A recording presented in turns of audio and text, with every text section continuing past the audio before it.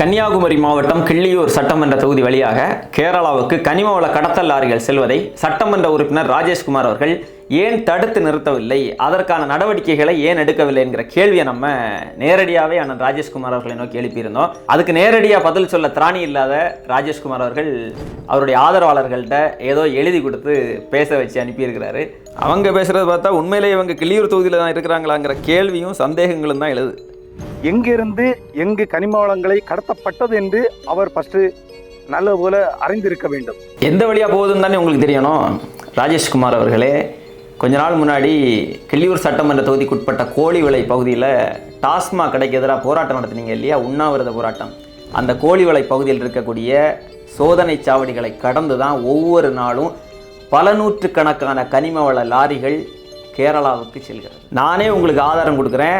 இந்த காணொலி 2 நாளுக்கு முன்னாடி எடுக்கப்பட்டது. கன்னியாகுமரி மாவட்டத்திலிருந்தும் அண்டை மாவட்டங்களிலிருந்தும் கனிம வளங்களை சுரண்டி எடுத்து இந்த கனரக வாகனங்கள் கிள்ளியூர் சட்டமன்ற தொகுதியை தாண்டி வர்றதுக்கு முன்னாடி எவ்வளவு பெரிய விபத்துகளையும் பாதிப்புகளையும் உயிர் பலிகளையும் வாங்கிட்டு இந்த லாரிகள் வருதுங்கிறது தெரியுமா தெரியாதா உங்களுக்கு? உண்மையிலேயே நேர்மையான துணிச்சலான சட்டமன்ற உறுப்பினராக இருந்திருந்தா இவ்வளவு பாதிப்புகளை ஏற்படுத்தக்கூடிய இந்த கனிம வள கடத்தல் லாரிகள் என் தொகுதியை தாண்டி போக விட மாட்டேன் துணிஞ்சு நின்று செக் போஸ்ட்டில் போய் உட்கார்ந்துருக்கணும். சட்டமன்றத்தில் இதை பெரிய பிரச்சனையாக எழுப்பியிருக்கணும். ஏதாவது செஞ்சீங்களா? நீங்கள் என்ன செய்கிறீங்க? கனிம வள கடத்தலை நியாயப்படுத்துறதுக்கு ஆள் அனுப்பி பேசிட்டு இருக்கிறீங்க. நீங்கள் பண்ணுற இந்த அரசியல் மக்களுக்கான அரசியலா இல்லை குவாரி முதலாளிகளுக்கான அரசியலா? ராஜேஷ்குமார் அவர்களுடைய இந்த அரசியலுக்காக மைக்கு முன்னாடி வந்து நிற்கிற நம்ம அண்ணன்களை நினைச்சாதான் ரொம்ப வருத்தமாகவும் பரிதாபமாகவும் இருக்குது. கனிம வள கடத்தல் குறித்து நம்ம பேசினா குறுக்க இந்த கவுச்சிக்கு வந்து நின்னா என்னடா பண்ணுவேங்கிறது மாதிரி அந்த கற்கள் எல்லாம் கிள்ளியூர் தொகுதி மீனவர்களுக்கு தான் வருதுன்னு குறுக்க வந்து நிற்கிறாங்க.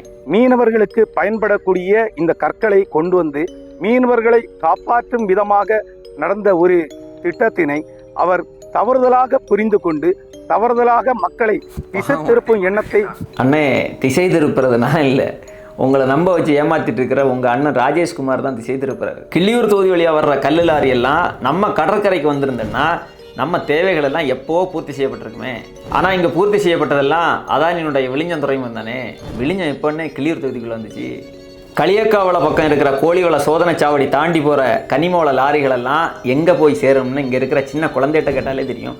உங்களுக்கு தெரியாதது கொஞ்சம் ஆச்சரியமாக தான் இருக்கண்ணே. கடற்கரை பணிகளுக்கு எடுத்துகிட்டு வரேன்னு சொல்லிட்டு கேரளாவுக்கு எடுத்துகிட்டு போயிட்டு இருக்கிறாங்க. சமீபத்தில் கூட நீரோடி வரைக்கும் பாஸ் வாங்கிட்டு கேரளாவுக்கு கனிமங்களை எடுத்து சென்ற லாரிகள் மீது காவல்துறை நடவடிக்கை எடுத்த செய்திகள் எல்லாம் நாங்கள் பார்த்தோம். நீங்கள் பார்த்தீங்களா இல்லையா? இதில் சிலர் கல் இல்லாமல் எப்படிங்க வீடு கட்டுறது, கல் இல்லாமல் எப்படிங்க பாலம் கட்டுறது, கல் இல்லாமல் எப்படிங்க தூண்டில் வலை போடுறதுன்னு கேட்குறாங்க. அதே தாங்க நாங்களும் கேட்குறோம். நம்ம கல்லெல்லாம் கேரளாவில் கொண்டு கொட்டினா நம்ம எப்படிங்க கட்டுறது? இந்த கனிம வள கடத்தலால் தான் உள்ளூர் தேவைக்கான பொருட்களுடைய விலையும் அதிகமாக இருக்குது. பெரும்பாலான நேரங்களில் உள்ளூர் தேவைக்கு பொருட்கள் கிடைக்காமலும் இருக்குது. இதையெல்லாம் திசை திருப்புறதுக்காக தான் ராஜேஷ்குமார் அவர்கள் ஒட்டுமொத்த கனிம வள கடத்தலுக்கான பழியையும் மீனவர்கள் மேலே போட்டு அவங்களை கேடயமாக பயன்படுத்தி கேவலமான ஒரு அரசியலை பண்ணிட்டு இருக்கிறார். ராஜேஷ்குமார் அண்ணே, இனியாவது எழுதி கொடுத்து ஆள் அனுப்பி பேச வைக்காம நேருக்கு நேர் 1-to-1 விவாதத்துக்கு வாங்க. நீங்கள் சட்டமன்ற உறுப்பினராக இருக்கிற கிள்ளியூர் தொகுதி வழியாக கனிம வளங்கள் எப்படியெல்லாம் கடத்தப்படுது, எந்தெந்த நேரங்களில் கடத்தப்படுதுங்கிற கூடுதல் தகவல்களை பேசுவோம்.